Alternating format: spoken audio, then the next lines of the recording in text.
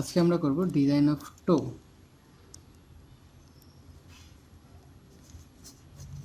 Design of toe এর জন্য আমি আগে দেখাইছিলাম ডিজাইন অফ টো, এইটুকু টো, তার মানে 4 ফিট স্প্যান, 4 ফিট নিলাম। ডিজাইন অফ হিলের মতোই আগে যেরকম এই পাশটুকু নিয়েছিলাম, এই পয়েন্টের স্ট্রেস, এই পাশেও নেব এই পাশের স্ট্রেস। এইখানে যদি দেখি 4 ফিট এইটুকু, এই পয়েন্টের স্ট্রেস এবং এই পয়েন্টের স্ট্রেস নিয়ে কাজ করব। এইখানে স্ট্রেস ডিস্ট্রিবিউশন এরকম ছিল, এই পয়েন্টে এইটুকু 9 ফিট ছিল, ওগুলা বাদ। এই পয়েন্টে কত মানা আছে, এখানে 108 ছিল, এখানে ছিল 366। এই পয়েন্টে ক্যালকুলেশন করলে এইখানে 4 ফিট দূরত্বে এটার ভ্যালু আসবে 2457, এটার ভ্যালু 2457, আর এইটুকুর ভ্যালু 609 আসবে। এটা আপনারা ক্যালকুলেশন করে দেখে নেবেন, ইকুইল্যাটারাল ট্রায়াঙ্গেল থেকে আসে। ওকে, লোড ক্যালকুলেশনে আসি।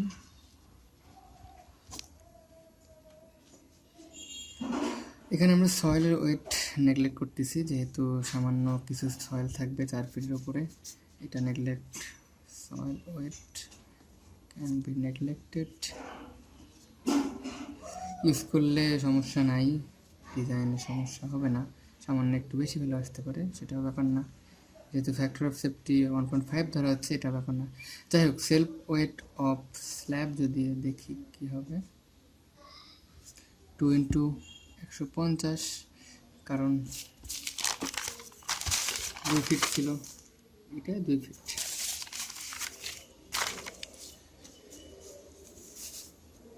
দেন moment m = 2457 × 4 × 4/2 plus half into 609 into 4 × 2/3, এইটা এখান থেকে এইটুকু আর এইটুকু বের করা হলো -300। এই 300টা আসছে 300, বলতেছি 300, এটা × 300 PSF। এই 300টা ছিল শর্ট চার্জের কারণে, এই 300 এইরকম লোড, এই কারণে 4 ফিটের উপরে কাজ করবে।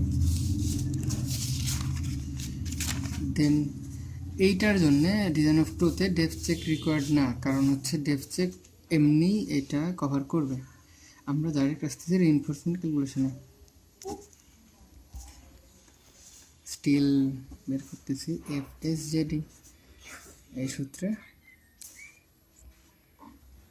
আচ্ছা, এটার ভ্যালু আসে হচ্ছে 2504 পাউন্ড ফিট, 2504 × 12 ফিটের কারণে ডিভাইডেড বাই 20 × 10⁻³ ইন্টু 0.88 ইন্টু 20.5, এটার মান আসে 0.68 ইঞ্চি square.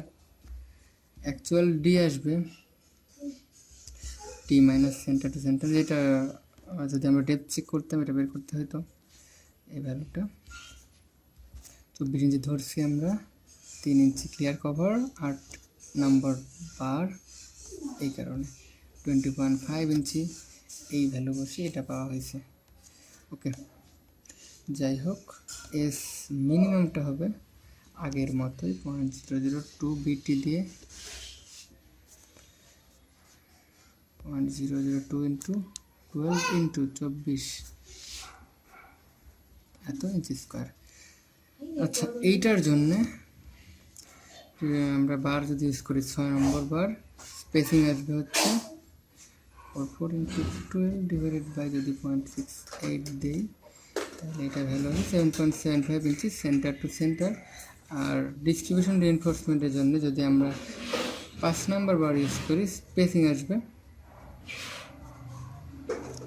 @0.33 × 12 divided by 0.576 = 6.5 inch center to centre.